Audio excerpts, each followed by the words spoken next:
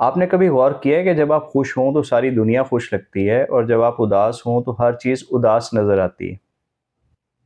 1981 में गॉर्डन बावर ने एक स्टडी की। पार्टिसिपेंट्स को मुख्तलिफ तरीक़ों से खुशी और उदासी के मूड्स में लाया गया। फिर उन्हें कहा गया कि अपने माज़ी के मुख्तलिफ वाक़यात को याद करें। तो रिसर्चर्स ने ये नतीजा निकाला कि जो लोग खुश थे, उनको पॉज़िटिव मेमोरीज़ याद आईं और जो दुखी थे, उदास थे, उनको नेगेटिव मेमोरीज़ रिकॉल हुईं। उन्होंने वज़ाहत की कि हम जिस मूड में होते हैं, वैसे ही यादों को तलाश करना शुरू कर देते हैं। आइए कुछ मिसालें समझते हैं।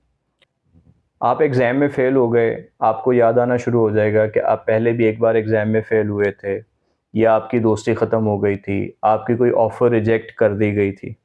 आप पुराने दोस्तों के साथ हँसी-मज़ाक कर रहे हैं, तो आपको माज़ी के मज़ाहिया वाक़यात याद आना शुरू हो जाएँगे।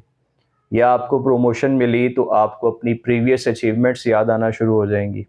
मियाँ-बीवी में किसी बात पे झगड़ा हो जाए, तो वो भी करंट इश्यू पे बात करने की बजाय पुरानी बातें दोहरा रहे होते हैं।